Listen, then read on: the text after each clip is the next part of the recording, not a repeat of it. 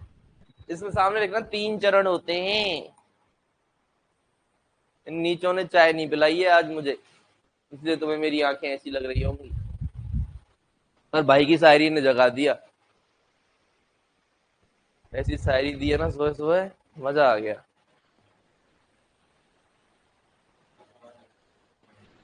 है बेटा?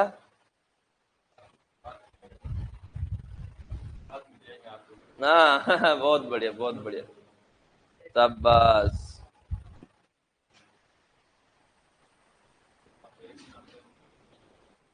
एक दिन आता हूँ एक दिन नहीं आता, इसी में तो मजा है बेटा।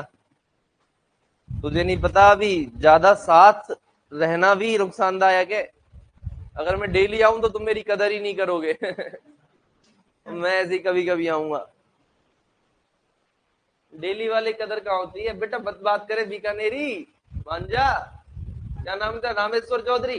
क्या नाम है बेटा तेरा? है धनराज चौधरी। वेरी गुड बेटा, बात मत करे धन्नू। धन्नू मेरे क्यूटी पाई।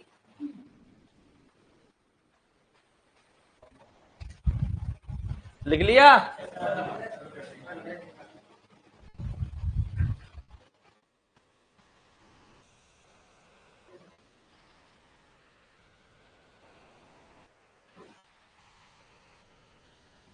नए चेहरे मुझे काफी दिख रहे।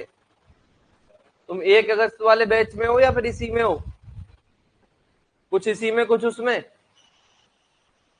जो इसमें वो भी टेंशन ना लें, और जो उसमें वो भी टेंशन ना लें। तुम्हारी टेंशन की जिम्मेदारी किसकी है बेटा? हमारी, है ना? एक बार लाइव कोर्स जरूर चालू करा लें। जो इस बैच के, जो 1 अगस्त वाले हैं वो 1 अगस्त वाला ही चालू कराएं। ठीक है बेटा? नहीं समझ पा रहे मैं क्या कह रहा हूं? जिनका एडमिशन 1 अगस्त वाले बैच में है वो तो 1 अगस्त से जो चालू होगा वही वाला लाइव कोर्स चालू कराएंगे। अभी तो इस क्लास में मजे करें, मतलब पढ़ाई करें बेटा, जो पढ़ाया जा रहा है ना। और जो इस बैच के उन सबने करा लिया लाइव कोर्स चालू। नहीं कराया तो करा लेना बेटा, है ना? लाइव कोर्स ये है जो आपके सामने चल रहा है ना, इसमें क्लास रिकॉर्ड भी हो जाएंगी और लाइव भी चलती है। लाइव तो तुम यहाँ पे आते ही हो, तो घर पे जाके रिकॉर्ड क्लास भी आप देख सकते हो जब आपका मन करे। ठीक है? अरे देख सकते हो ना भाई। कई बार ऐसा होता है कोई टॉपिक में दिक्कत आ गई, कई बार ऐसा होता है जैसे बेचारा अभी एक बच्चा था, उसके वो स्टोन है, इसी क्लास का था, ऊपर वाली का था। अभी स्टोन है, उसके पेट में दर्द हो गया बहुत जोर से, उल्टी कर रहा, बेचारा बीमार हो गया, पढ़ थोड़ी पाएगा ऐसी स्थिति में। स्टोन का तो पेन ही भयंकर होता है ना? पथरी स्टोन, किडनी स्टोन। हाँ पथरी, पथरी से ही समझेगी ये, स्टोन से ही समझे। कैलकुलाई बोलते ना अपन बेटा, साइंटिफिक भाषा में इसको कैलकुलाई बन जाती है ना। भयंकर पेन होता है बेटा किडनी में, बेचारा कैसे पड़ेगा। तो फिर ये सारी चीजें आपके लिए बनाई गई है, सुविधा है ना? इसका उपयोग करें जब आपको जरूरत हो तब। बाकी जिनका एडमिशन ऑफलाइन में है वो तो ऑफलाइन आगे पढ़ो भाई, यहीं पे सारे के सारे, है ना? क्लियर है? ऑफलाइन जैसा मसाला ऑनलाइन में अपन भले ही, ऑनलाइन ऐसा नहीं कि बेचारे पढ़ नहीं सकते, ऑनलाइन वाले पढ़ते ही हैं, बढ़िया पढ़ाई करते हैं, लेकिन ऑफलाइन ऑफलाइन होता है, ऑनलाइन ऑनलाइन होता है। अरे है ना? इसमें आप सारे एक्सप्रेशन मुझे आपके दिख रहे हैं, आपको मेरे दिख रहे हैं। अब ये ऑनलाइन बैठ के सो रहा होगा तो क्या पता। है ना बेटा? ये थोड़ा सा फायदा होता है ऑफलाइन क्लासेस का। बाकी पढ़ने वाले बच्चे ऑनलाइन में भी बढ़िया पढ़ते हैं ना, वो अपने नियत पर डिपेंड करता है, अपनी नियत। कई बार ऐसा होता है ऑफलाइन में बैठ के भी बढ़िया नहीं पढ़ते, सोते हैं हाथ पे। ये सोने का सबसे अच्छा तरीका है ये वाला, मजे ही मजे। सो रहे हैं आराम से। तो बेटा क्या कह रहा था मैं? कुछ कह रहा था क्या मैं? क्या कह रहा था? हाँ तो लाइव कोर्स से मजे मजे की बात बेटा, ये कह रहा था कि लाइव कोर्स अपना क्या करा लेना, चालू करा लेना। ठीक है बेटा? हाँ सब बस बहुत बढ़िया। स्टोन क्यों होता है? देखो स्टोन का मेन कारण है पानी ना पीना। तो ये अंग्रेजी माध्यम वाले विद्यार्थी अपनी बोतल क्यों लेके आते हैं? इनको पता है। अपने हिंदी मीडियम वाले होते गंवार मेरे जैसे। मैं भी कभी बोतल लेके नहीं जाता था, है ना? लेकिन अभी जैसे आएगा तो उससे कह दूंगा पानी ले आ, क्योंकि पानी सबसे जरूरी चीज है बेटा जिंदगी की, है ना? पानी अपन पीते, इंडिया वाले नॉर्मल पानी नहीं पीते, जितना पीना चाहिए उतना पानी अपन नहीं पीते, कम ही पीते। अपने को हर आधे घंटे में एक सिप ले लेनी चाहिए, 1-2 घूंट ले लेनी चाहिए पानी की, हर आधे घंटे में। क्लियर है? और जल्दी ले पाओ तो बढ़िया है। वो हेमा मालिनी ने कहा था ना 17 बोतल पानी पीती हूँ, खैर वो ज्यादा पी गई। आधा जीवन वॉशरूम के अंदर ही निकल रहा होगा। ना बेटा, सुसु भी तो आता है बेटा। नहीं आता क्या? ज्यादा पानी पिएंगे, ज्यादा टॉयलेट भी जाना पड़ेगा, पर ठीक है, इतना भी नहीं पीना, 17 पर 18 बोतल नहीं पीना है बेटा। पर जितनी अपनी बॉडी की जरूरत है, नेसेसिटी है, वो उतना पानी तो अपने को पीना पड़ेगा, है ना। तो बोतल लेके बैठा करो अपनी अपनी, और नहीं तो जैसे गैप मिले तो पानी जरूर पिया करो। ये पानी की कमी से होते हैं स्टोन स्टोन जो भी है, क्योंकि पानी पीते रहोगे तो किडनी फिल्टर होती रहेगी। ज्यादा वॉशरूम जाना भी नुकसान की बात नहीं है, और ज्यादा पानी पियोगे तो ज्यादा किडनी फिल्टर करेगी, ज्यादा किडनी फिल्टर करेगी तो किडनी में कुछ अड़ेगा ही नहीं। स्टोन तभी तो अड़ेगा जब किडनी को टाइम मिल रहा है अड़ाने का। किडनी लगातार काम कर रही है, फिल्टर किए जा रही है, तो कुछ चीज अड़ेगी नहीं किडनी में, अटकेगी नहीं, तो स्टोन नहीं बनेगा, बाहर निकलेगा। अरे है कि नहीं? तो मजाक की बात थी, वॉशरूम ज्यादा जाना भी कोई गलत बात नहीं है। किडनी अच्छा काम कर रही है, अच्छा पानी पी रहे हो, अच्छा वॉशरूम जा रहे हो, तो अरे है ना, बहुत बढ़िया बेटा। अब लाया है तू, है?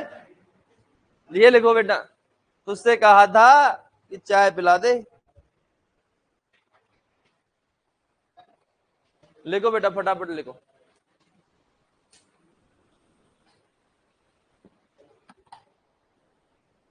नन्नू मानेगा नहीं बेटा, तू है, तू पहले दिन से ही नहीं मान रहा।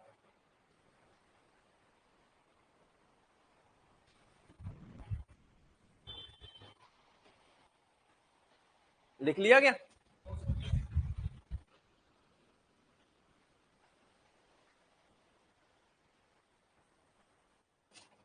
डायग्राम बना दूं क्या यहाँ?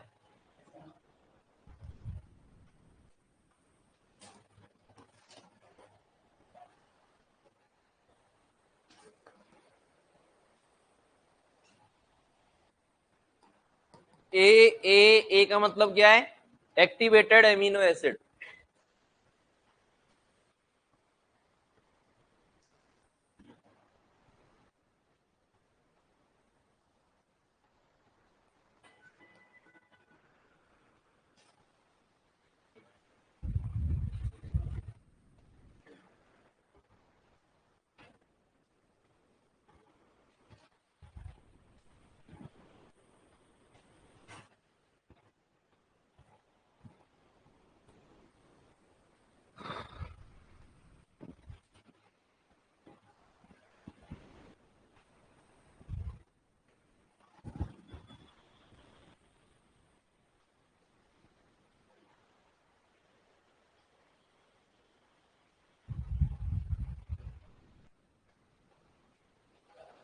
भजनलाल जी बार बार बोल रहे हैं कि भर्तियां पे भर्तियां ला दूंगा, भर्तियों में भर्तियां ला दूंगा। कभी तो वो वक्त आएगा जब भर्तियों में भर्तियां आएंगी, है ना। पहले बोला था चुनावों के बाद, अब बोला है कि सत्र के बाद। सत्र शायद कब खत्म हो जाएगा, 2 4 5 10 दिन में खत्म हो जाएगा विधानसभा का सत्र, है ना। तो उम्मीद है अपना भी भला होगा और होगा। फाइल तो है, देखो ये तो हमने पता कर लिया, 1587 की आपकी फाइल है, चल चुकी है ना। जब फाइल है तो फिर पूरी भी होगी। क्लियर है बेटा? तो अभी से क्या करना है? ईमानदारी से पढ़ाई। केवल क्लास में आने से बैठने से काम नहीं चलेगा। हर बच्चा पढ़ रहा है एलएसए का, देखो हर बच्चे को पता लग चुका है कि सरकारी नौकरी की क्या अहमियत है। देखो प्राइवेट में जाओगे तो तुम 20-25 हजार तक की नौकरी कर पाओगे लास्ट, बहुत वो ले ला के एक्सपीरियंस लेके भाई 30 40 50 तक पहुंच जाओगे, इतना ही हो सकता है ना। उसमें भी फिर वही 12 घंटे का काम। पेट क्लिनिक में कोई भी 12 घंटे से पहले नौकरी है ही नहीं। 12 घंटे सुबह 7 से लेके रात को 8 बजे तक ही बोलेगा, या 10 से लेके 10 तक बोलेगा, कम से कम ये टाइम रहता है बेटा पेट क्लिनिक का। 12 घंटे रगड़ाई, समझ रहे हो। अपने सरकारी नौकरी में क्या है, मैं ऐसे नहीं कह रहा कि तुम बेशरम बनना, पर काम नहीं करना, तुम अपना काम भी करोगे और आप अपनी एक्स्ट्रा इनकम भी थोड़ी बहुत कर सकते हो। फील्ड होता है कि नहीं होता, फील्ड नाम की चीज होती है कि नहीं होती बेटा? हाँ, और इतना ज्यादा कोई लोड अपने ऊपर रहता नहीं है। अपने जो नॉर्मल टारगेट आते हैं एआईपीडी, ये नॉर्मल चीजें करनी है ना, अपना हॉस्पिटल संभालना है, इसमें सारी चीजें होती हैं। ये इसीलिए तो जनता सरकारी नौकरी के पीछे भागती है ना। कंफर्ट लाइफ में, एक तो मान लो एक आदमी है 20 लाख रुपए कमा रहा है, और उसके पास खुद के लिए और परिवार के लिए समय नहीं है, 13 14 घंटे काम कर रहा है, फंडे मिलता है परिवार के लिए और खुद के लिए, फिर रगड़ाई। एक आप हो, आप अपनी 8 से लेके 2 तक की ड्यूटी करके आ रहे हो, ठीक है। और फिर परिवार के पास में आ रहे हो, 8 से 2 में भी आपके पास ज्यादा कोई लोड नहीं है, अपना काम करके आए, एआईपीडी टारगेट रिपोर्ट्स जो होती हैं, उसके बाद में आ गए। परिवार के लिए समय, आपके लिए समय, आपकी सैलरी कम है ना। तो आज इंसान समझ गया है कि जिसमें समय है ना वो चीज अच्छी है।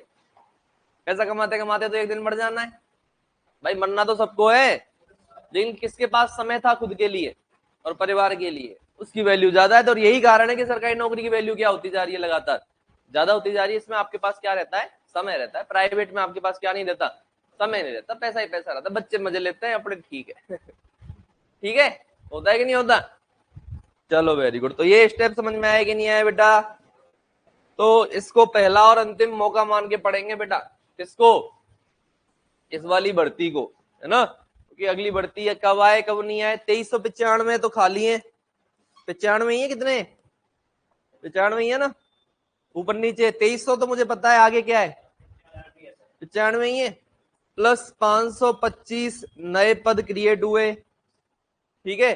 कितने हो गए, 2400 और 500 2920, ठीक है। इतनी पोस्ट अभी खाली है बेटा आपकी, क्लियर है ना। अरे बोलो। और इसमें से कितने की फाइल चल रही है अभी, ये गवर्नमेंट यही भर्ती करा के जाएगी जितना मुझे लगता है, क्लियर है। अरे है ना। हाँ, अगली भर्ती का माहौल बनते बनते ये सरकार भी कांग्रेस की तरह, भाई कांग्रेस की वाली गई थी ना पिछली, माहौल बनाते बनाते चली गई, भर्ती नहीं देके गई।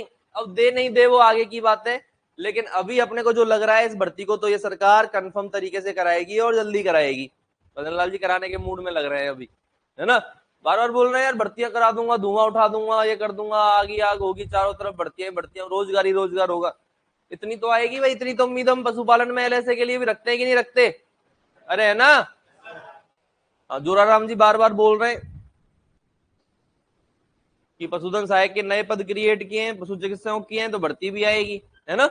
कल ही था 24 तारीख को सेशन था, पता है 24 तारीख को पशुपालन की प्रश्नोत्तरी थी विधानसभा के अंदर, पशुपालन पे क्वेश्चन पूछे गए, तो वहां जोराराम जी ने जवाब दिया है कि दोनों भर्तियां निकालूंगा। डॉक्टरों की तो फंसी पड़ी है 19 से ही, 619 की नहीं निकालूंगा, और पशुधन सहायकों की भी भर्ती निकालूंगा मैं जल्दी, तो भर्ती आएगी, क्लियर है बेटा। लेकिन आपको क्या करना है, उसके लिए भर्ती आके चली जाती है और पता भी नहीं लगता है कभी कभी किसी किसी बच्चे को, अपन जागते ही नोटिफिकेशन के बाद है। अरे है ना। तो एक ही गोल रखो, अभी भटकना नहीं है। कई बच्चों के दिमाग में रहता है कि ये भी कर ले, वो भी कर ले, परिचर भी कर ले, पशुधन सहायक भी कर ले। आप पशुधन सहायक में एडमिशन लेके बैठे हो तो क्या करना है, पशुधन सहायक ही करना है, इधर उधर भटकना नहीं है। जो बच्चे सोच रहे हैं कि परिचर में भी धुआं उठा देंगे, इसमें भी धुआं उठा देंगे, तो बेटा धुआं दोनों तरफ से नहीं उठता है। धुआं एक तरफ से उठता है, क्लियर है बेटा। दोनों नावों की सवारी करते तो कभी कभी बेटा बीच में से पैर चिढ़ जाते हैं, होता है कि नहीं होता, क्लियर है बेटा। तो एक नाव पे चलो, अच्छे से चलो। परिचर की करनी है तो आज ही परिचर में लग जाओ, पशुधन सहायक को छोड़ दो जब तक एग्जाम है। और पशुधन सहायक की करनी है तो केवल पशुधन सहायक की करो। अरे है ना। पशुधन सहायक की पे ग्रेड पता है कितनी है, कितनी है बेटा, आधों को पता ही नहीं है पे ग्रेड क्या होता है। पशुधन सहायक बेटा लाइव स्टॉक असिस्टेंट, भविष्य में लाइव स्टॉक इंस्पेक्टर नाम हो जाएगा, अभी तक हुआ नहीं है। अभी अपन एलएसए के नाम से ही जानते हैं, पशुधन सहायक के नाम से ही जानते हैं। तो पशुधन सहायक की 2800 पे ग्रेड है बेटा, है ना। आपकी यूनियन वगैरह मांग भी करती है लगातार पे ग्रेड बढ़ाई जाए। पे ग्रेड 4200 होती है नर्सिंग स्टाफ की, किसमें, एमबीबीएस में, ह्यूमन वाले में। अपना नर्सिंग स्टाफ ही तो है एलएसए, इसमें अपनी है 2800, तो मांग भी की जाती है, भविष्य में कभी ना कभी ये मांग पूरी भी की जाएगी, क्लियर है। तो अभी 2800 है, अच्छी खासी है, कोई दिक्कत नहीं है, आगे जाके बढ़िया प्रमोशन वगैरह मिल जाते हैं, कोई समस्या नहीं आती। अगर आप इस एज में नौकरी लग जाते हो तो रिटायरमेंट तक अच्छा खासा कमा जाओगे, क्लियर है बेटा। तो 20 22 23 साल की उम्र में नौकरी लगना छोटी बात नहीं है। आप 40 साल नौकरी करोगे सरकारी नौकरी, 40 साल नौकरी का मतलब बढ़िया पेमेंट मिलेगा रिटायरमेंट के पिछले लास्ट 5 साल में पेल के, समझ रहे हो मेरी बात को ना बेटा। हाँ, तो उसके लिए करना क्या पड़ेगा, अच्छे से मेहनत करनी पड़ेगी, आज से ही मेहनत करनी पड़ेगी, लग के मेहनत करनी पड़ेगी। परिचर की है 1700 पे ग्रेड, चपरासी। मैं ऐसे नहीं कह रहा कि कोई काम खराब होता है, और मैं ऐसे कह रहा हूं आपके पास 2 साल का डिप्लोमा है कि नहीं, तो आप यू डिजर्व बेटर, आप भाई चपरासी से तो बेटर डिजर्व करते हो ना, आप पशुधन सहायक डिजर्व करते हो कि नहीं करते? जब डिप्लोमा है, अरे है ना, तो फिर डिजर्व करते हो, तो फिर क्या दिक्कत है? पढ़ाई करो, डिप्लोमा लिया है 2 साल का, भर्ती भी सामने है, भर्ती आएगी, तो फिर दिक्कत कहाँ है? क्यों अपन इधर उधर भटक रहे? मैं तो हॉस्पिटल में ढंग से पोंछा लगवाऊंगा, भगवान कसम, परिचर से ये चमकता हुआ रहना चाहिए, चमकता सितारा बन जाना चाहिए हॉस्पिटल। खैर वो भी नहीं करते, वो भी आदमी लगा देते 3,000 रुपए महीने के, वो भी चतुर है, परिचर लगे हुए हैं उधर अभी, तो मैं देखता हूँ कि वो क्या करते हैं, एक आदमी लगा देते हैं सफाई कर्मी, तू चमका हॉस्पिटल, वो 3,000 रुपए दूंगा महीने के, वो आगे वो मेन चेयर के बगल में बैठते हैं। तरीके हर कोई निकाल लेता है, पर है तो परिचर। पहले जलधारी बोला जाता था बेटा, परिचारक या जलधारी, तो जल धारण करने का ही काम था बेटा। तो अपने तो बेटर डिजर्व करते हैं, डिप्लोमा लिया है, ट्रीटमेंट करेंगे, क्या समस्या? अरे है ना, तो इधर उधर भटकना नहीं है। इस क्लासरूम में हो तो क्या करना है, 2 4 5 महीने 6 महीने बाद में ज्वाइनिंग होगी, साल भर बाद में भी अगर हो तो क्या दिक्कत है? समस्या है क्या कोई? पशु परिचर का तो लास्ट प्रमोशन है एलएसए, लास्ट की 2 3 साल में एलएसए बनेगा तो बनेगा परिचर, एलएसए बनेगा, जो आप ज्वाइनिंग करते ही बन रहे हो। क्लियर है? आप ज्वाइनिंग करते ही एलएसए बन रहे हो, आप रिटायरमेंट के पास वेटनरी असिस्टेंट बन जाओगे, आपकी पे ग्रेड वही 6-7 हजार के आसपास, 6-6.5 हजार के आसपास पहुंच जाएगी रिटायरमेंट के आसपास, और उसकी मुश्किल से 4,000 नहीं पहुंचेगी। अरे समझ रहे हो ना, डबल हो गए ना। हाँ, तो ये फर्क अपने को अभी करना जरूरी है, जब दोनों भर्ती सामने तो, और ये इंटरेस्टिंग भी लगेगा, उसमें आपको गणित भी पढ़नी पड़ेगी, रीजनिंग भी पढ़नी पड़ेगी, जन क्या क्या सिलेबस है। अरे है ना, ये आपका ही सिलेबस है, तो इसमें आप बेटर कर सकते हो, कर सकते हो कि नहीं कर सकते? लेकिन करने के लिए आज से ही पढ़ना पड़ेगा, है ना। सोच रहे हो ना कि ऐसे हवा में लड्डू उछल रहे हैं और लपक लूं, अगर तुम समझ रहे हो हवा में लड्डू उछल रहे हैं और मैं लपक लूं, तो हवा में कोई गोली मार के लड्डू फोड़ देगा, ध्यान रखना।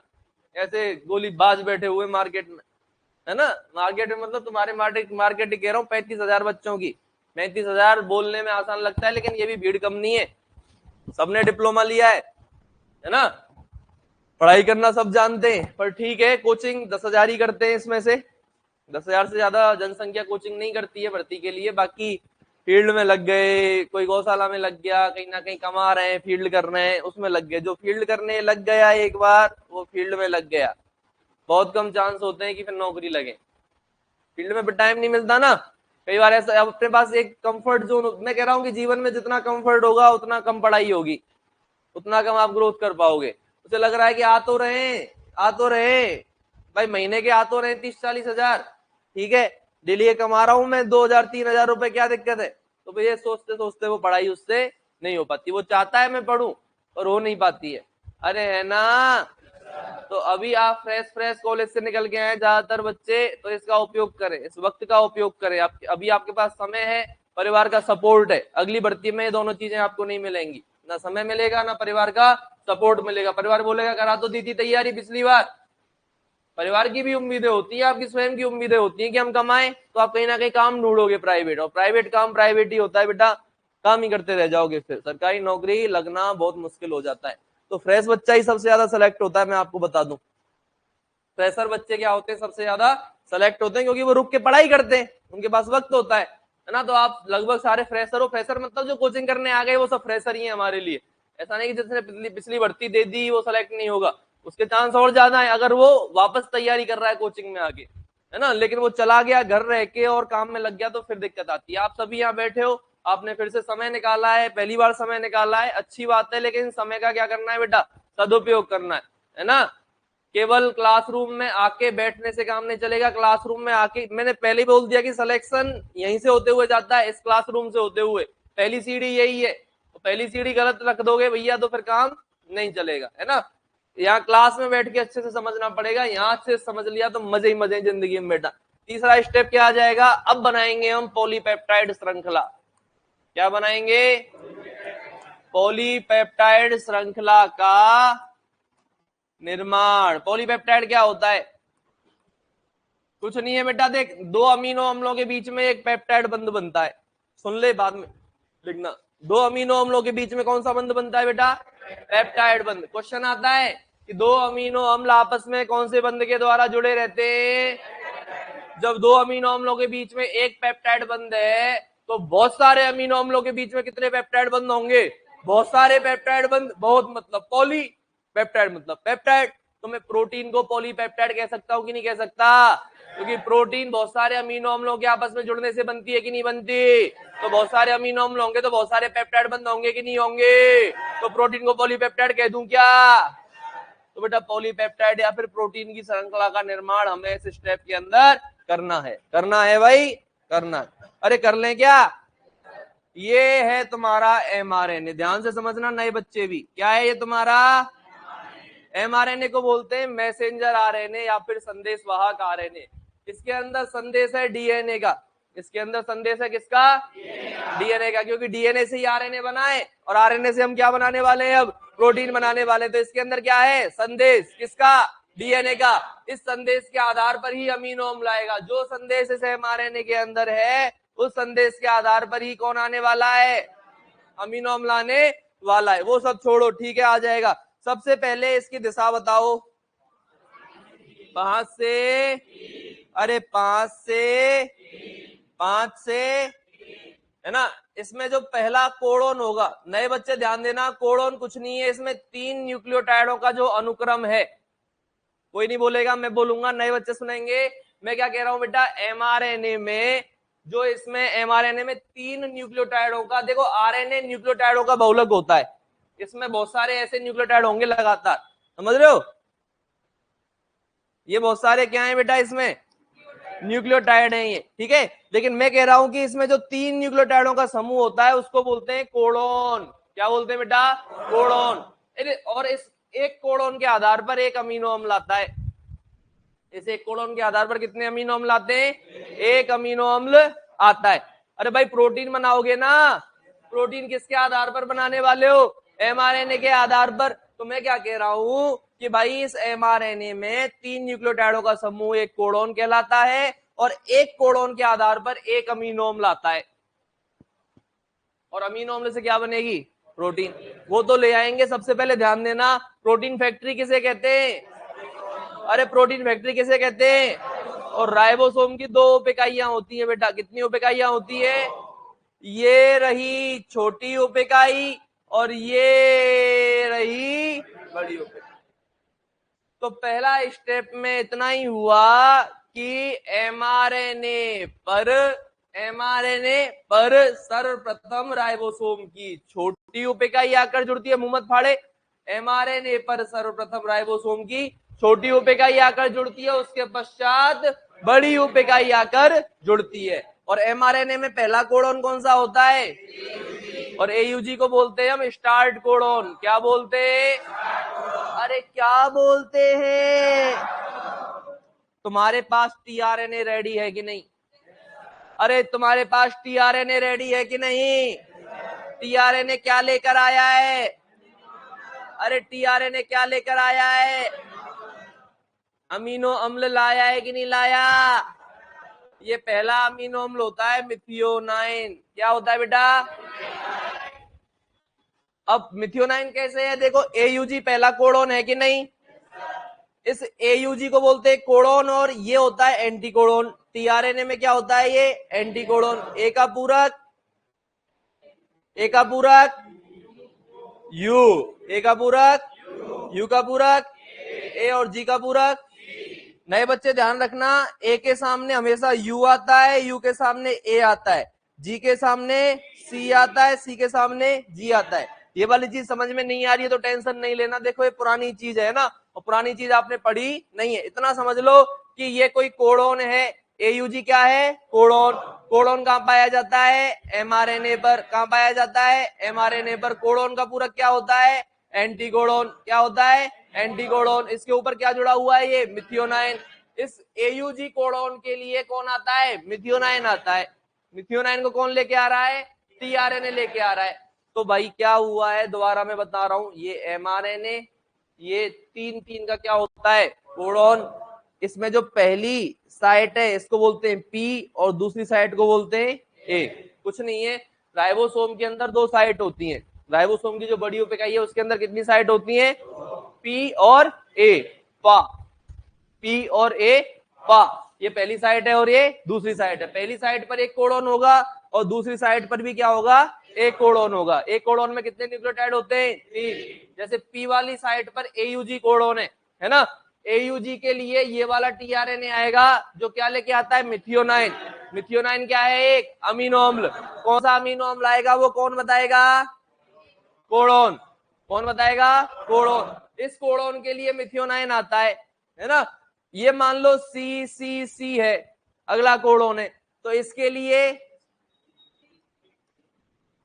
लिए जो टीआरएनए आएगा वो भी कोई ना कोई अमीनो अम्ल लाएगा कि नहीं लाएगा, और हमें नहीं पता कौन सा लाया, बस इतना लिख दो, अमीनो अम्ल नंबर 2। ये अमीनो अम्ल नंबर 1 है कि नहीं, अरे बोलो। तो ये बेटा अमीनो अम्ल नंबर 2 आ चुका है ए साइड पर, और पी साइड पर मिथियोनाइन अमीनो अम्ल नंबर 1 आ चुका है। दोनों आपस में क्या बना लेंगे, कौन सा बंध, पेप्टाइड बंध। दो अमीनो अम्लों के बीच कौन सा बंध बनता है, कौन सा बंध बन जाएगा, क्लियर है। यहां तक की कहानी क्लियर हुई कि नहीं हुई बताओ। मैंने क्या कहा है दोबारा बता रहा हूं, एमआरएनए है, एमआरएनए आधार प्रदान करता है जिसकी दिशा 5 से 3 होती है ना। सबसे पहले राइबोसोम की छोटी उप-इकाई आकर जुड़ती है, उसके बाद राइबोसोम की बड़ी उप-इकाई आकर जुड़ती है। राइबोसोम को प्रोटीन फैक्ट्री इसीलिए कहा जाता है क्योंकि राइबोसोम के अंदर ही प्रोटीन का निर्माण होता है। और आप देख रहे हो राइबोसोम के अंदर 2 साइट है, पी साइट और ए साइट। पी साइट पर जो कोडोन है उसको देखकर कौन आएगा, टीआरएनए क्या लाएगा, अमीनो अम्ल लाएगा। एयूजी है तो कौन सा अमीनो अम्ल आया, मिथियोनाइन आया। इसके आधार पर दूसरा अमीनो अम्ल लेकर यहाँ पे आ जाएगा, हमें नहीं पता कौन सा अमीनो अम्ल आया, एक बार के लिए आ गया। इन दोनों अमीनो अम्लों ने क्या बना लिया आपस में, क्या बना लिया बेटा। अब ये जो राइबोसोम की इकाइयां हैं ये 5 से 3 इस एमआरएनए पर आगे खिसकती हैं, क्लियर है। और पता है कैसे खिसकेंगी, देखो देखना, खिसक रही है देखना, समझ रहे हो। अभी ऐसे है कि नहीं, राइबोसोम को आगे खिसका रहे कि नहीं खिसका रहे। अब मेरे साथ बोलेंगे सारे मित्र, कैसे खिसक रही है, कैसे,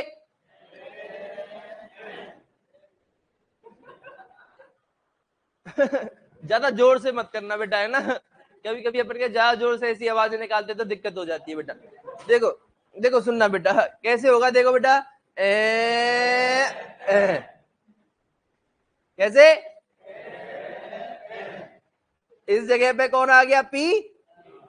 इस जगह पे पी आ गया कि नहीं आ गया, और इस जगह पे यही तो हुआ है, देख इस जगह पे कौन है, इस जगह पे है, क्या कह रहा है, कहते ना जो दिल में तेरे छिपा है। दिल में ज्यादा बोझ करेगा तो अच्छी बात नहीं है, एक अकेला उसका ही बोझ काफी है। उसने भी तो दर्द दिया है ना दिल को, है बेटा, नहीं दिए क्या, नहीं मेरे तो किसी ने नहीं दिए। तुम्हार बता बेटा, मैं तो कराने में रह गया।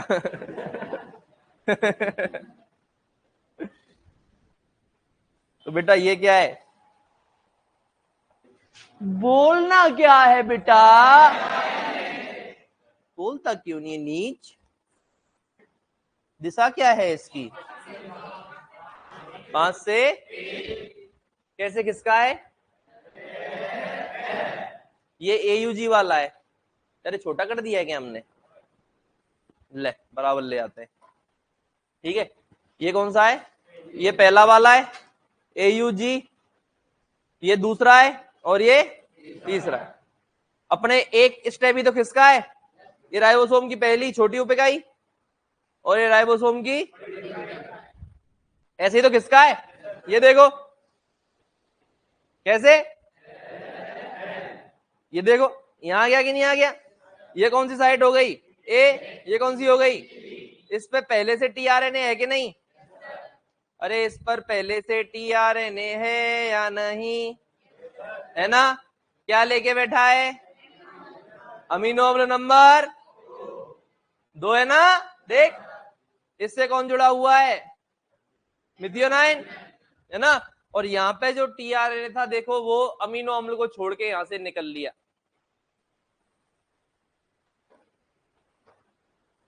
निकल लिया कि नहीं निकल लिया? बोलो। ये वाला टीआरएनए मिथियोनाइन को यहीं छोड़ के यहां से निकल लिया कि नहीं निकल लिया? बोलो। अरे निकल लिया ना। और ए साइड क्या है अभी? खाली। ए साइड खाली है कि नहीं? इस पर कौन आएगा? कौन आएगा बेटा? इस पर नया टीआरएनए आएगा। अरे तुम तो यार चीज हो बेटा, तुम बच्चे नहीं हो, तुम चीज हो। चीज चीज चीज होती है बेटा। ये नया टीआरएनए आया कि नहीं आया? क्या लाया? अमीनो अम्ल नंबर। आपस में क्या बना लेंगे? क्या बना लेंगे? पेप्टाइड बंद, है ना। अगले स्टेप में क्या होगा? है ना। कर दूं? कर दूं क्या? तू बता, तू बता। मैं, तू बोलेगा तो मैं करूंगा। देख तेरे तेरे बिना मैं कुछ नहीं। कर दूं क्या? देख देख बेटा, देखना।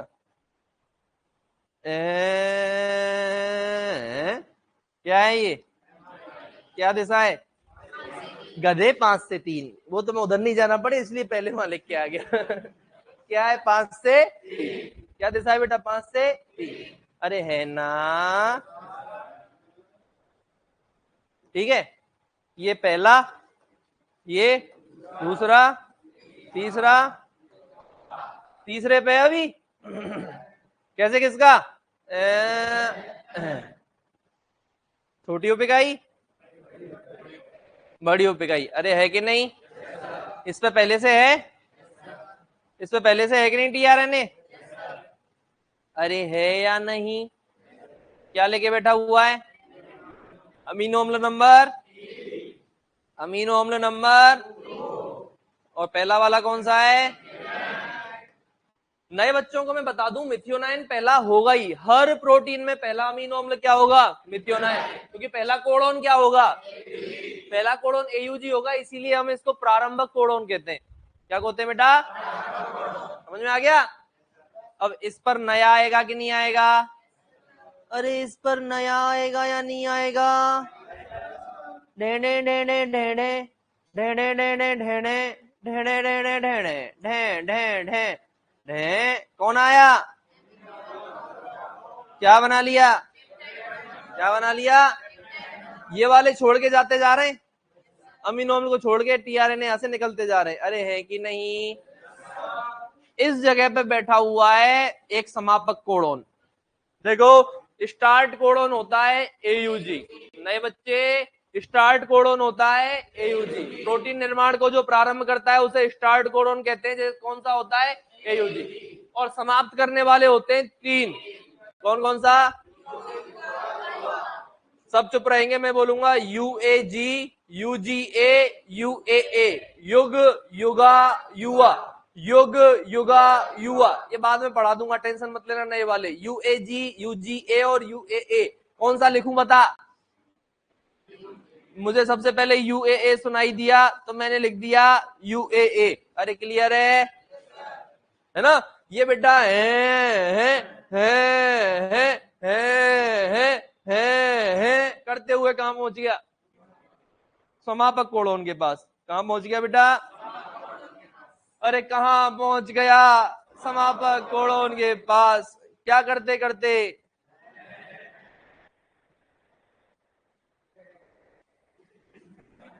एक साथ बोल दिया बेटे, मौज कर दी। देख बेटा, जिंदगी में जल्दबाजी अच्छी बात नहीं। जल्दबाजी करेगा समस्या हो जाती है बेटा। जल्दी का खेल तो किसका होता है? देरी होनी चाहिए काम में।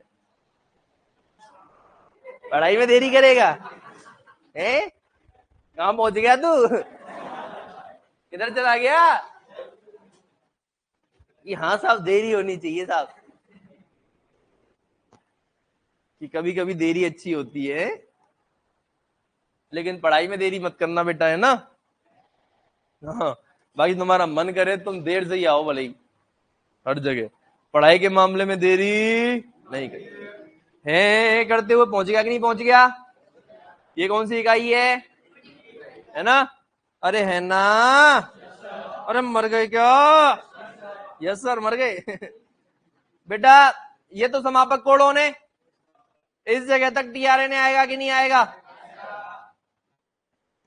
इस जगह तक टीआरएन आएगा कि नहीं आएगा? क्या लेके आएगा? क्या लेके आएगा? मान लो अमीनो अम्ल नंबर है ये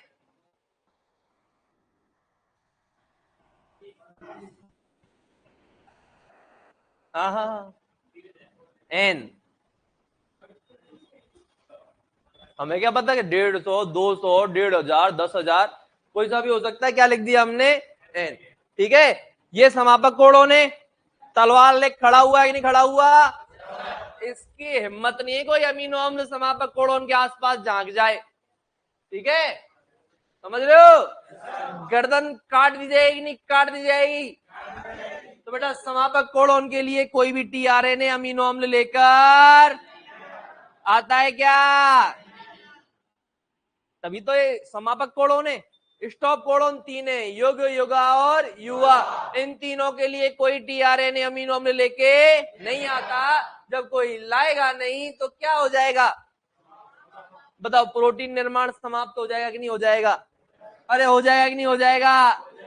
है ना? हो जाएगा ना बेटा? ये देखो ढेंढे ढेंढे ढेंढे ढेंढे ढेंढे ढेंढे बहुत सारे क्या जुड़ चुके हैं, बीच में बहुत सारे अमीनो अम्ल आ गए। अब मान लो ये अमीनो अम्ल नंबर 10 है, ये इसमें 20, 10 के बाद और भी आ गए। अमीनो अम्ल नंबर 9 है, अमीनो अम्ल नंबर 8 है, अमीनो अम्ल नंबर 7 है, अमीनो अम्ल नंबर, अमीनो अम्ल नंबर, अमीनो अम्ल नंबर, अमीनो अम्ल नंबर, अमीनो अम्ल नंबर, और ये कौन है?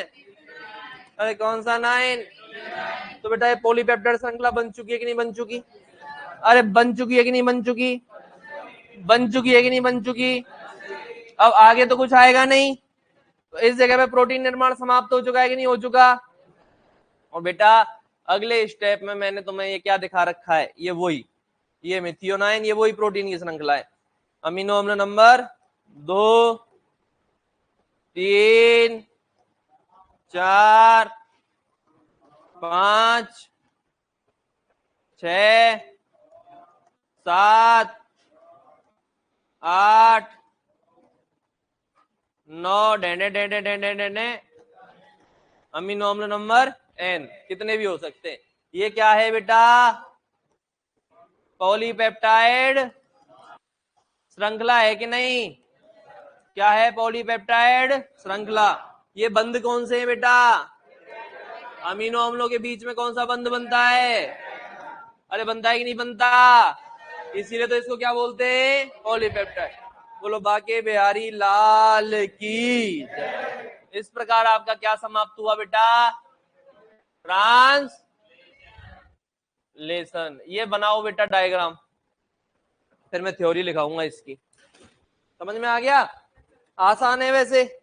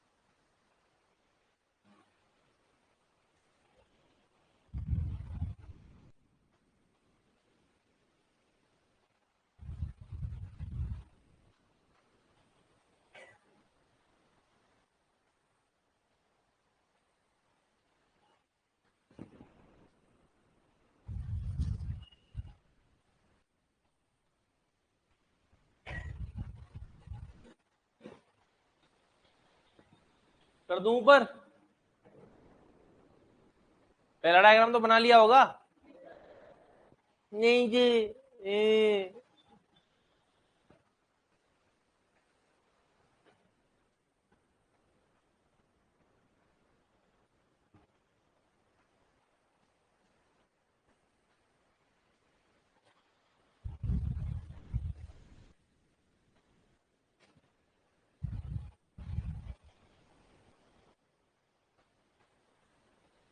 नींद आ रही है क्या? एसी बंद करा दूं? सबकी नींद उड़ जाएगी। बात देख, फिर लग गया बात करने।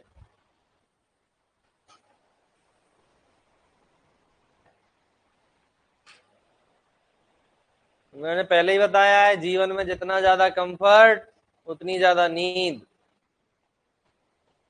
उतनी कम पढ़ाई।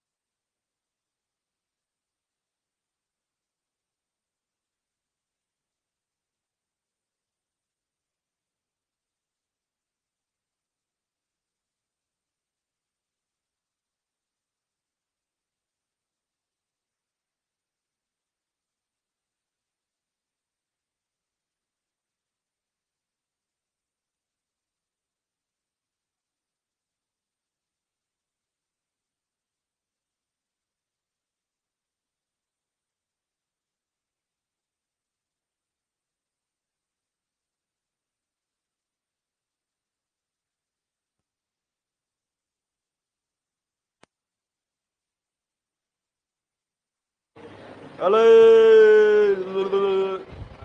आ गई, कहाँ है, कैसे पता चला? हेलो आ गई। बेटा दोबारा कुछ नहीं समझाया मैंने, पी साइट और ए साइट है ना, ये पहली वाली साइट पी होती है, दूसरी वाली ए होती है। राइबोसोम की बड़ी उप इकाई में मिलती है। राइबोसोम की बड़ी उप इकाई जैसे ही शिफ्ट होगी तो पी और ए साइट भी शिफ्ट होंगी कि नहीं होंगी? लिखो अब, प्रारंभक कोडोन एयूजी होता है। देख वहां से गिरता है पानी, उस जगह से। प्रारंभक कोडोन एयूजी होता है, प्रारंभक कोडोन एयूजी होता है, अतः प्रारंभक कोडोन एयूजी होता है, अतः पी साइट पर प्रारंभक कोडोन एयूजी होता है, अतः पी साइट पर मिथियोनाइन अमीनो अम्ल युक्त, अतः पी साइट पर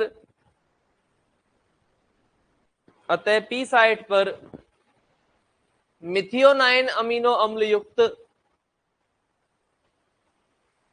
अतः पी साइट पर मिथियोनाइन अमीनो अम्ल युक्त टीआरएनए आकर जुड़ता है। मिथियोनाइन अमीनो अम्ल युक्त टीआरएनए आकर जुड़ता है। मिथियोनाइन अमीनो अम्ल युक्त टीआरएनए आकर जुड़ता है। अगला पॉइंट, राइबोसोम की बड़ी उप इकाई की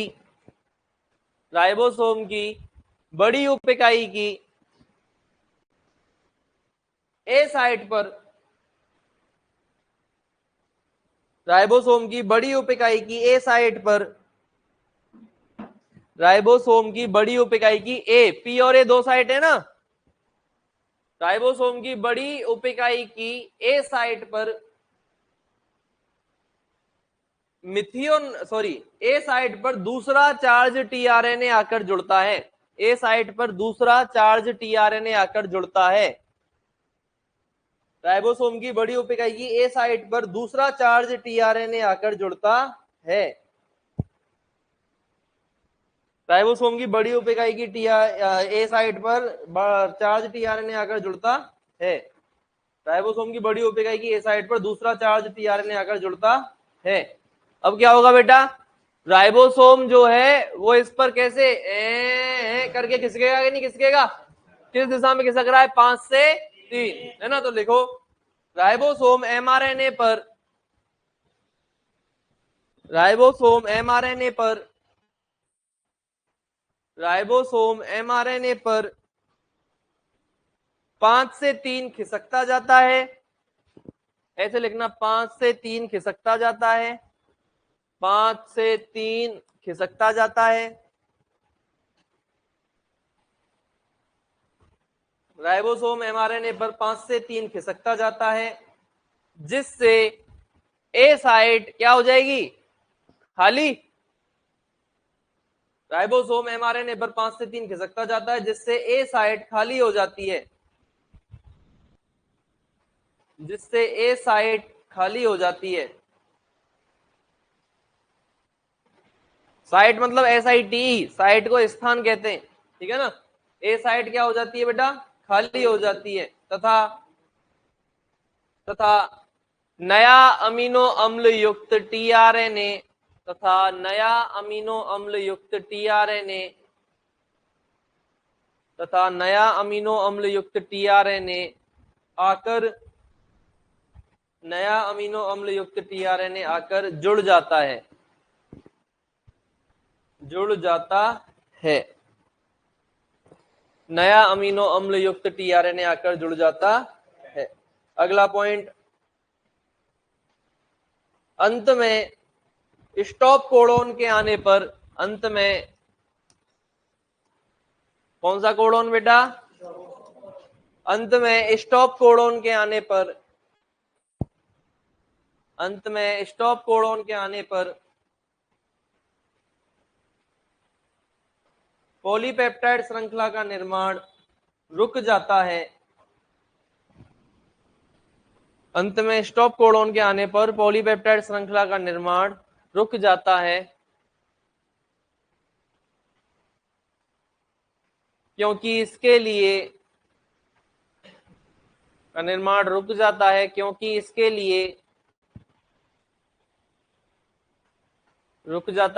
इसके लिए कोई भी चार्ज टीआरएनए आएगा क्या? क्योंकि इसके लिए कोई भी चार्ज टीआरएनए नहीं आता।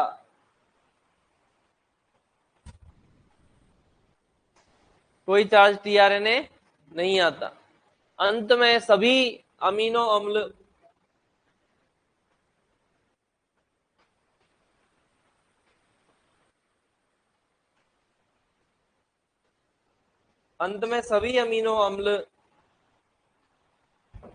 आपस में पेप्टाइड बंध बनाकर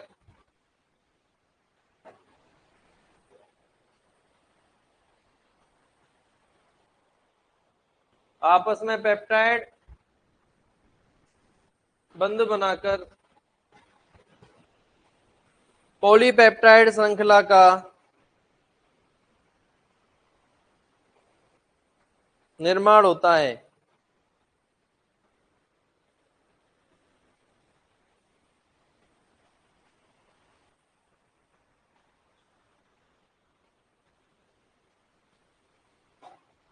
लिख लिया?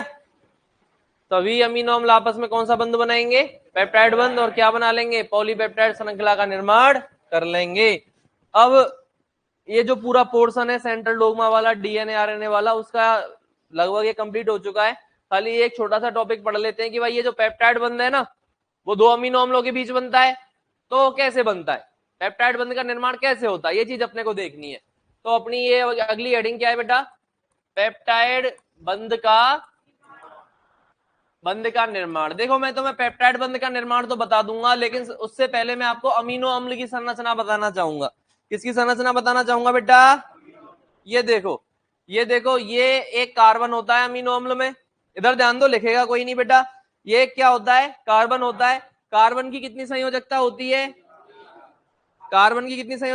बेटा 4। ठीक है ना? एक तरफ तो यहाँ पे जुड़ा रहता है बेटा, देखो H, एक तरफ जुड़ा होता है एल्किल समूह। R मतलब क्या है? हाँ, एल्काइल या एल्किल समूह कह सकते हैं। जैसे आपने केमिस्ट्री पढ़ी होगी तो उसमें सुना होगा मिथाइल होता है, इथाइल होता है ना, और बेंजीन रिंग होती है। सुना है कि नहीं सुना? तो ये एल्काइल समूह होगा। एक तरफ होता है बेटा यहाँ पे NH2। क्या होता है? NH2। और एक तरफ होता है बेटा COOH। NH2 को बोलते हैं बेटा एमिनो समूह। क्या बोलते हैं? और COOH को बोलते हैं बेटा कार्बोक्सिल समूह। क्या बोलते हैं? आवाज नहीं आ रही आज तुम्हारी यार। कुछ तो ऐसे मरे हुए आके बैठ जाते हैं क्लास में कि खत्म हो गया सब, जीवन में कुछ नहीं बचा, नश्वर हो गए हम। कोई हमसे उम्मीद मत करो, कभी बोलना नहीं। शकल देखो तो ऐसा लगे इनके पता नहीं क्या जबरदस्ती क्लास में खींच के बिठा दिया इनको, कोई बहुत बड़ा प्रेशर है क्लास में बैठने के लिए। बेटा थोड़ा इंटरेस्ट दिखाओ पढ़ाई में, है ना? क्लास में इंटरेस्ट दिखाओ। क्लास के साथ इंटरेस्ट लोगे तो क्लास तुम में इंटरेस्ट दिखाएगी, और तुम में क्लास ने इंटरेस्ट दिखा दिया तो ये पूरा मैटर समझ में आ जाएगा, और मैटर समझ में आ गया तो घर मजा आ जाएगा पढ़ाई में। घर पढ़ाई में मजा, घर मतलब रूम पे पढ़ाई में मजा आ जाएगा, रूम पे पढ़ाई में मजा आ जाएगा तो बेटा बढ़िया टेस्ट हो जाएगा तुम्हारा संडे वाला। बढ़िया टेस्ट होते जाएंगे, बढ़िया रैंक आती जाएगी, तुम मोटिवेट होते जाओगे, तुम पेपर में बैठोगे, तुम्हारा पेपर में सिलेक्शन हो जाएगा, तुम्हारी नौकरी लग जाएगी, तुम्हारी शादी हो जाएगी, बच्चे हो जाएंगे, मजे ही मजे। मतलब सिलेक्शन की शुरुआत कहां से है? यही तो मैं कह रहा हूं। पहला स्टेप सही रखो, हर स्टेप सही होता चला जाएगा। ये स्टेप गलत हो गया, सारे स्टेप का सत्यानाश हो जाएगा बेटा। तो क्लास में एनर्जी के साथ बैठा करो, नहीं समझ में आए तो पूछा करो। नींद में बैठा हुआ है पूरा पीछे वाला पोर्शन, सब नींद में, मजे ही मजे। यहां मजे ले गए तो जिंदगी मजे ले जाएगी, समझ रहे हो ना? अगर जिंदगी को सीरियस ले लिया तुमने, समझ रहे हो, तो इसको मजे लेने की नौबत ही नहीं आएगी। और जिंदगी मजे लेने लग गई तो तुम मजे लेने लायक नहीं बचोगे। मेरी भावनाएं समझो बेटा। या तो अभी जाग जाओ तो तुम जिंदगी के मजे ले लोगे, और जिंदगी मजे लेने पे आ गई तो मजे लेने के काबिल नहीं बचोगे। बोलो बाबा। तो यहीं से शुरुआत है बेटा। तो एक कार्बन होता है अमीनो अम्ल में, चार संयोजकता होती है, ये हाइड्रोजन हो गया, ये एल्किल समूह है, एल्किल समूह कुछ भी हो सकता है, ठीक है ना। ये एमिनो समूह है, ये कार्बोक्सिल समूह है। मतलब क्या है, 20 अमीनो अम्ल होते कि नहीं होते बेटा? तो 20 अमीनो अम्ल में ये और ये तो सेम होगा, बदलेगा क्या? बदलेगा क्या? अब यहाँ मिथाइल है तो एक अमीनो अम्ल है, इथाइल है दूसरा अमीनो अम्ल है, ग्रुप बदलते जा रहे हैं, अमीनो अम्ल बदलता जा रहा है। बोलो राधे राधे। तो अमीनो समूह जो होता है ये क्षारीय होता है। कैसा होता है? कार्बोक्सिल समूह कैसा होता है? तो बेटा अमीनो अम्ल में, किसमें? अमीनो अम्ल में अम्लीय व क्षारीय दोनों समूह है कि नहीं? अम्लीय तथा क्षारीय दोनों समूह है कि नहीं? अरे बोलो। इसीलिए बेटा इसको बोला जाता है एम्फोटेरिक। कौन सा? एम्फोटेरिक यौगिक है ये। एम्फोटेरिक यौगिक क्यों हो गया? क्योंकि अम्लीय और क्षारीय दोनों है। अरे बोलो ना। ये अपने साथ H+ जोड़ सकता है, ये अपने साथ क्या जोड़ सकता है? तो इस पर प्लस चार्ज आ जाएगा कि नहीं आ जाएगा? ये अपने में से H+ निकाल सकता है, तो इस पर माइनस चार्ज आ जाएगा कि नहीं आ जाएगा? मतलब अमीनो अम्ल में प्लस और माइनस दोनों समूह, दोनों आयन उपस्थित होते हैं। अमीनो अम्ल में प्लस और माइनस दोनों हो गए कि नहीं हो गए? तो ऐसा आयन जिसमें धनात्मक एवं ऋणात्मक दोनों समूह उपस्थित हैं, दोनों आयन उपस्थित हैं, उसको बोलते हैं ज्विटर आयन। क्या बोलते हैं? अरे कौन सा आयन? अरे कौन सा आयन? कौन होता है ज्विटर आयन? अमीनो अम्ल में प्लस तथा माइनस दोनों आयन पाए, इसीलिए क्या बोलते हैं इसको? अरे कौन सा आयन? ओ हा हा हा। पेप्टाइड बंद बनाता हूं, देखो क्या बनाता हूं बेटा मैं? पेप्टाइड। ये एक अमीनो अम्ल है, एक कार्बन एक H। अमीनो अम्ल नंबर 1 है तो मैंने R1 लिख दिया। R1 मतलब पहले अमीनो अम्ल का एल्किल समूह है। अरे है कि नहीं? इधर क्या होगा? NH2। इधर COOH है कि नहीं? COOH को ऐसे लिख सकता हूं। अरे COOH है कि नहीं? वास्तव में इसकी संरचना ऐसे होती है, COOH। अब देखो ये दूसरा अमीनो अम्ल है, एक कार्बन कार्बन H 2 नंबर का, तो एल्किल समूह 2 आ गया। इधर क्या आएगा बेटा? COO। अरे COO। इधर क्या है? NH2 को ऐसे लिख दूं क्या? एक हाइड्रोजन को बंद के साथ लिख दिया है मैंने। अरे NH2 को ऐसे लिख सकते हैं क्या? ये देखो day day day day day day day day day day day day day day day day.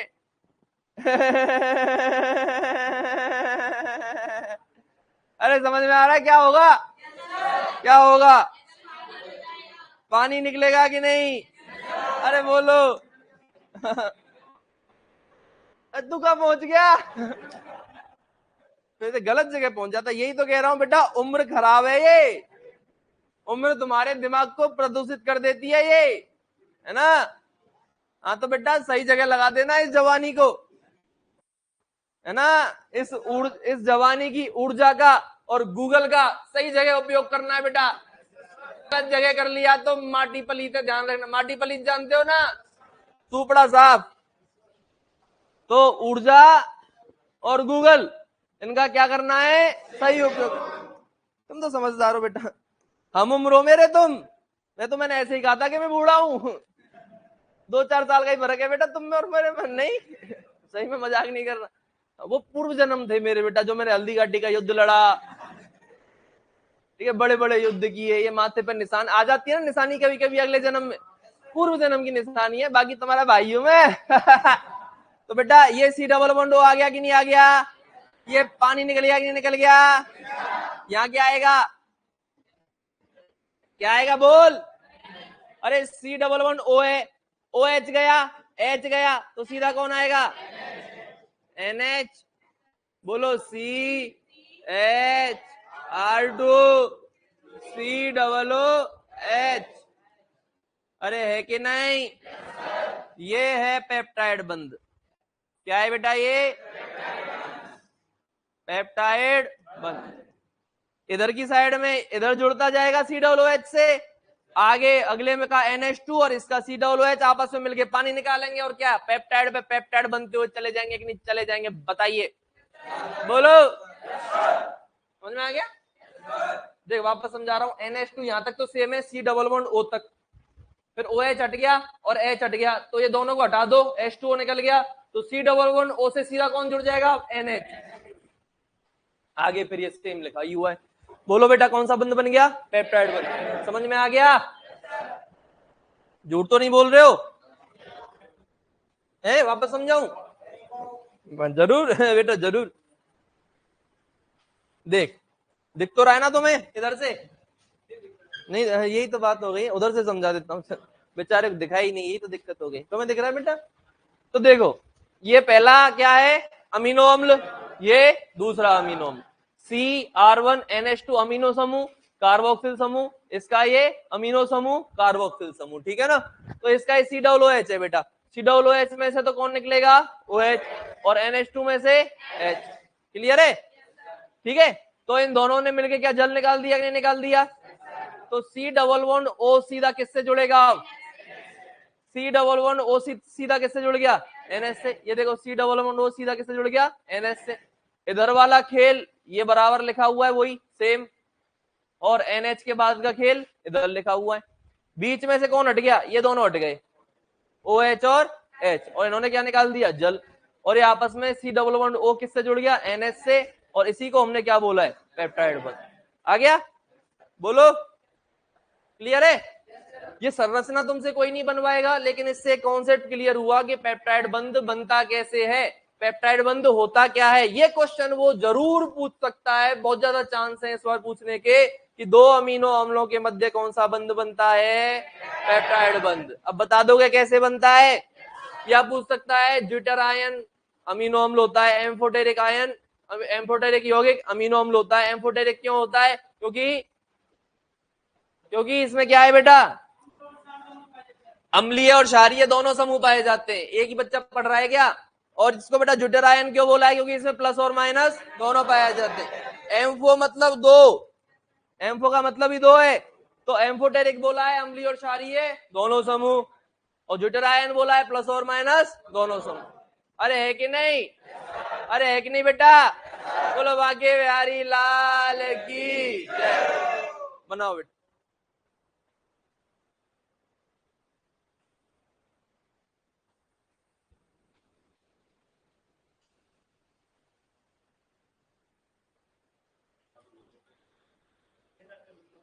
बात नहीं बेटा, बात नहीं, प्यार से ना, कोई दिक्कत नहीं, पेन ही तो है।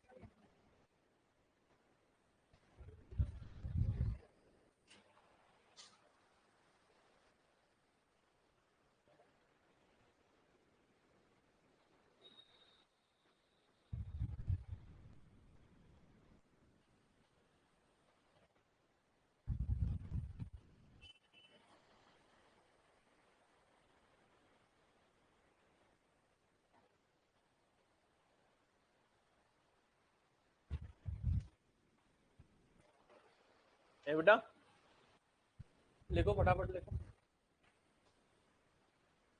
और इस प्रकार हमारा पहला पोर्शन समाप्त हुआ, DNA RNA सेंट्रल डोगमा। नए बच्चों के हो सकता है थोड़ा ये कम समझ में आया हो, अब आ जाएगा समझ में क्रोमोसोम। अब अपन गुणसूत्र पढ़ेंगे, गुणसूत्र है ना, यहां से पूरा समझ में आएगा बेटा आपके। बोलो राधे राधे।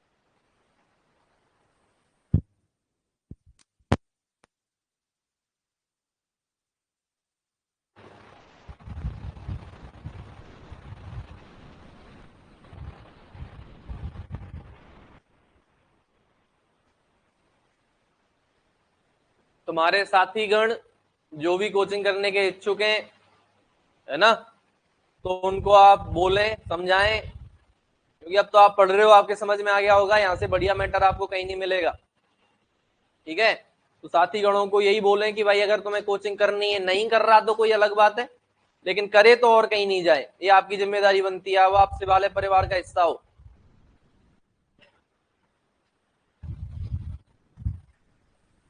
और इस बात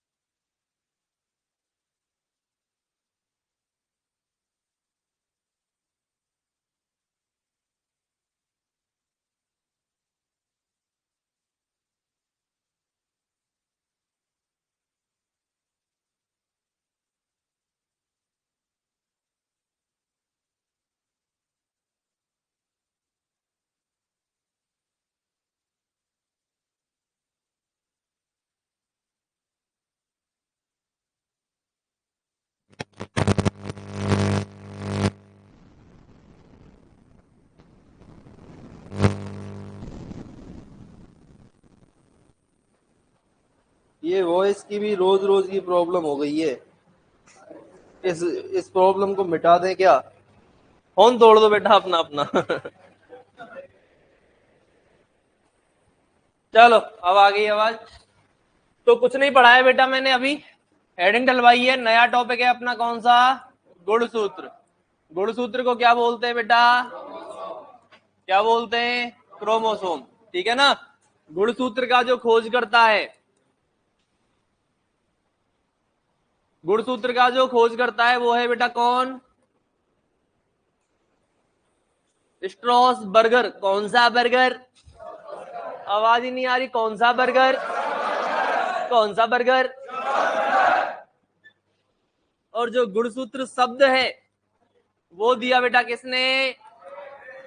वाल्डेयर ने। किसने दिया? कौन सा शब्द? अरे है कि नहीं? लिखो।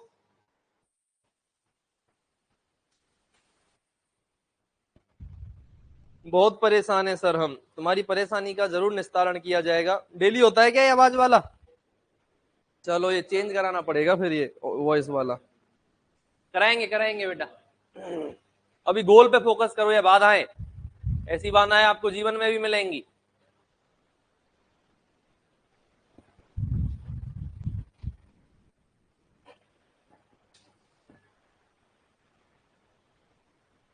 लिख लिया? चले। अब देखो बेटा सुनना।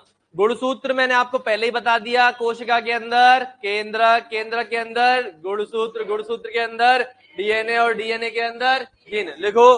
गुणसूत्र केंद्रक में पाई जाने वाली, गुणसूत्र केंद्रक में पाई जाने वाली संरचना है जिसके अंदर डीएनए पाया जाता है। गुणसूत्र केंद्रक में पाई जाने वाली संरचना है जिसके अंदर डीएनए पाया जाता है। गुणसूत्र केंद्रक में पाई जाने वाली संरचना है जिसके अंदर पाया जाता है, डीएनए पाया जाता है।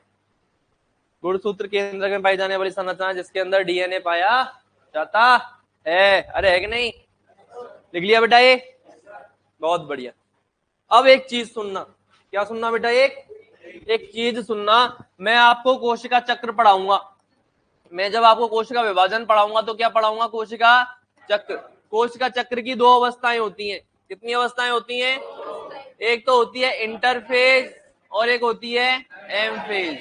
एम फेज को हिंदी में बोलते हैं विभाजन प्रावस्था। कौन सी प्रावस्था? और इसको बोलते हैं अंतरावस्था। क्या बोलते हैं? अंतरावस्था। यहाँ विभाजन की तैयारी होती है और यहाँ विभाजन होता है। ध्यान देना साथियों, अर्ज किया है कि इंटरफेज में तो विभाजन की तैयारी होती है और एम फेज में विभाजन होता है। क्लियर है? बोलो। अब हमारा जो गुणसूत्र है वो दो तरीके से पाया जाता है। मानो मानो संक्रांत, संक्रांत आती है बेटा? संक्रांत, संक्रांत पे क्या उड़ाते हैं? तो तुमने बेटा गगनचुंबी पतंग उड़ा रखी है। हमारा प्यारा प्यारा राधे श्याम और राधाएं क्या उड़ा रही हैं? पतंग उड़ा रही। इस लौंडे, कौन से लौंडे को पकड़ूं? कौन से लौंडे को पकड़ूं? कहाँ है? ये रहा है झुमरू। तो ये रहा अपना लौंडा, पतंग उड़ा रहा है जोरदार, गगनचुंबी पतंग उड़ रही है, बस आसमान को छूने वाली है ना। शाम का वक्त है, नीचे से मम्मी की आवाज आई कि बेटा जा भैंसों को पानी पिला के आ। बेटा जा भैंसों को पानी पिला के आ। वो चिल्ला रही है पानी पिला दो, पानी पिला दो, पर उनके लिए पानी पिलाने वाला मम्मी को क्या कर दिया? इग्नोर। मम्मी तो है अपनी पतंग से ज्यादा इंपॉर्टेंट भैंस थोड़ी है ना। मम्मी ने फिर आवाज लगाई, फिर से क्या कर दिया? इस बार मम्मी ने हाई कोर्ट को बोल दिया, सुप्रीम कोर्ट, सॉरी बापू। बापू आवाज नहीं लगाता, बाबू चप्पल मारता। अच्छा मम्मी की बात इग्नोर की है, बापू ने घुमा के चप्पल मारी, इसके बालों में आगे फंस गई। बाबू ने घुमा के चप्पल मारी और इसके बालों में आके फंस गई। अब सोचा कि पतंग संभालू या मेरे बाल। तो सब कुछ संभालने से पहले इसने क्या सही समझा? इस पतंग को नीचे उतार ले। भैंसों को पानी अब तो पिलाना पड़ेगा, नहीं तो खाना रोटी पानी क्या हो जाएगी। तो इसने फटाफट क्या किया, उस पतंग को नीचे उतारना चालू किया। तो धागा पूरी छत पे बिखेर देगा कि नहीं बिखेर देगा? भाई एक जगह पे करेगा तो उलझ जाएगा। तो अपन जब पतंग उड़ाते तो धागे को पूरी छत पे उतार देते कि नहीं उतार देते? अरे बोलो। पूरी छत पे इसने धागा बिखेर दिया। अब लपेटने का टाइम थोड़ी है इसके पास चरखी के अंदर, क्योंकि फिर दूसरी चप्पल आ गई तो बेटा जिंदा बचे ना बचे क्या पता, गोली भी आ सकती है। बाबू बंदूक निकाल रहा है तो साहब ये सीधा अपने भैंसों के बाड़े में पहुंचा, है ना, चप्पल को निकाल के। और बाड़े में पहुंच के क्या किया जिसने बेटा, भैंसों को पानी पिलाना, है ना, भैंसों को पानी पिलाया। भैंस ने भी घुसो के इसको चुम्मा दिया, झाग भरा। अम्मा तो चुम्मा दे के और बोलेगी बहुत बहुत धन्यवाद बेटा, तूने मुझे क्या पिलाया, पानी पिलाया। झाग भरा चुम्मा दे के इसको भैंस ने भेज दिया। तो बहुत ही खुश होता हुआ भैंस से चुम्मा लेके सीधा छत पे पहुंचा और देखा कि मेरा माजा तो पूरे की पूरी छत पे बिखरा हुआ पड़ा है। अरे बोलो। तो अब क्या करेगा, सीधा पतंग उड़ाना चालू करेगा, पहले माजे को लपेटेगा? जो जिन्होंने पतंग उड़ाई है उनको पता है कि पहले माजे को लपेटना पड़ेगा, नहीं तो लड़कियां सोच रही ओ माय गॉड लपेटना भी पड़ता है। अरे अरे सर सीधे उड़ा लो ना। सर सीधे उड़ने तो फिर से गगनचुंबी हो जाए। अरे बेटा लपेटना पड़ता है पहले। लड़कियों पतंग उड़ाई हो तो पता हो, तो लड़कियों पहले लपेटना पड़ेगा, नहीं तो माजा उलझ जाएगा। तो बेटा अब क्या करेगा, ये राधे श्याम आके पहले माजे को लपेटेगा। क्लियर है? उसके बाद में पतंग उड़ाना चालू करेगा। तो अर्ज किया है कि जो बिखरा हुआ छत पर माजा था, बोलो बाबा, जो बिखरा हुआ, मैं बोलूंगा, जो बिखरा हुआ छत पर माजा था वो रुक जाए पूरा नहीं हुआ, वो कहलाता है क्रोमेटिन। वो कहलाता है क्रोमेटिन। और उस माजे को मैंने चरखी में लपेट दिया, वो कहलाता है गुणसूत्र या फिर क्रोमोसोम।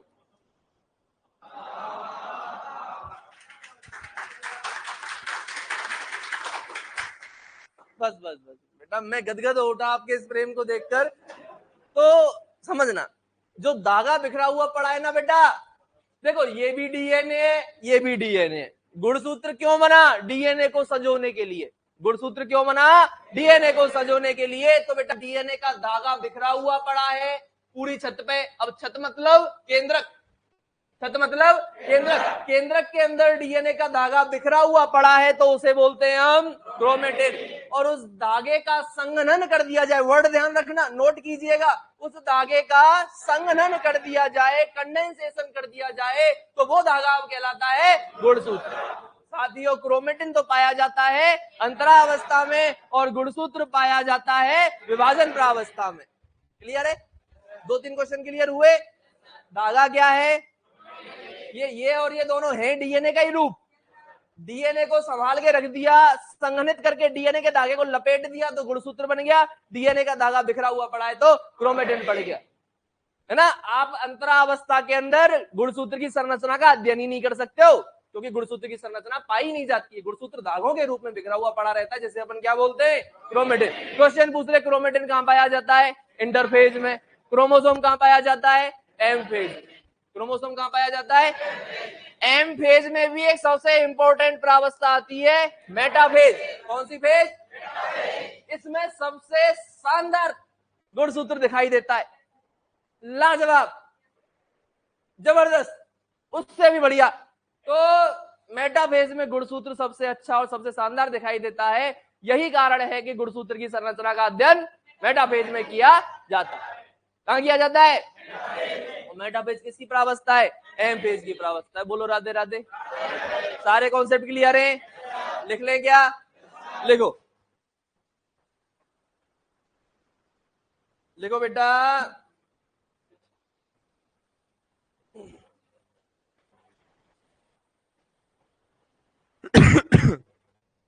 लिखेंगे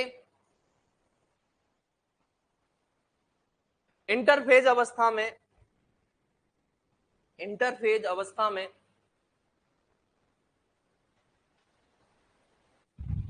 इंटरफेज अवस्था में गुणसूत्र धागे के रूप में पाया जाता है।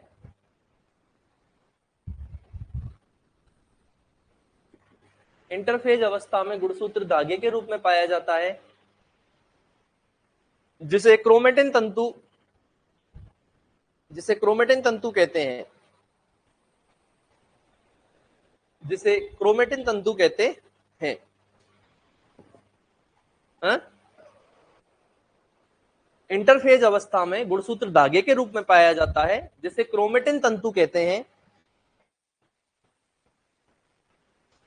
जबकि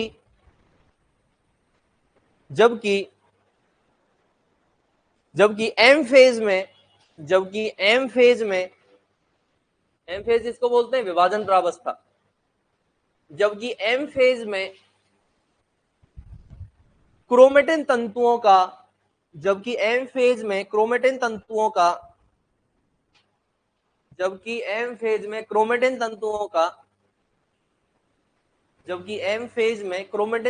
का संघनन हो जाता है।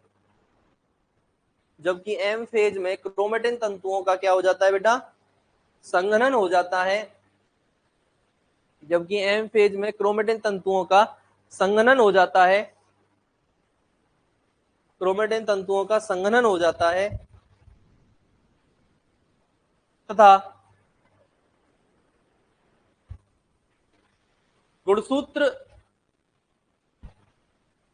गुणसूत्र का निर्माण होता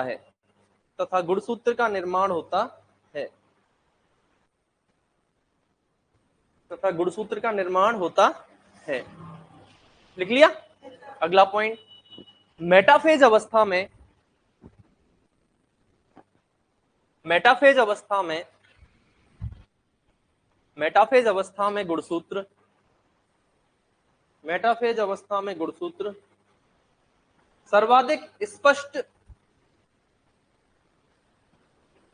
मेटाफेज अवस्था में गुणसूत्र सर्वाधिक स्पष्ट दिखाई देता है। मेटाफेज अवस्था में गुणसूत्र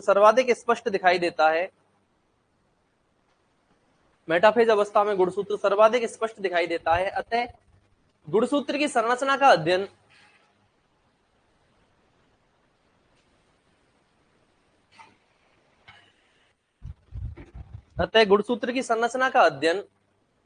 मेटाफेज में किया जाता है।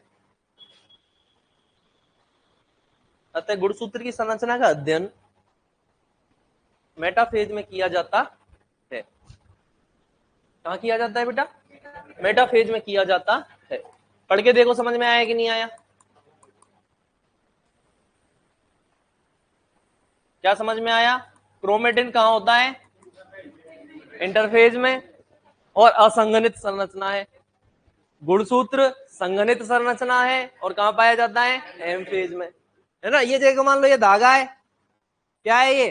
धागा। और इसको मैंने एक संरचना में लपेट दिया। किसमें लपेट दिया? संरचना में। ये गुणसूत्र है, ये क्रोमेटिन है, ये क्या है? गुणसूत्र है। अरे है कि नहीं? बोलो समझ में आया कि नहीं आया? आ गया बेटा?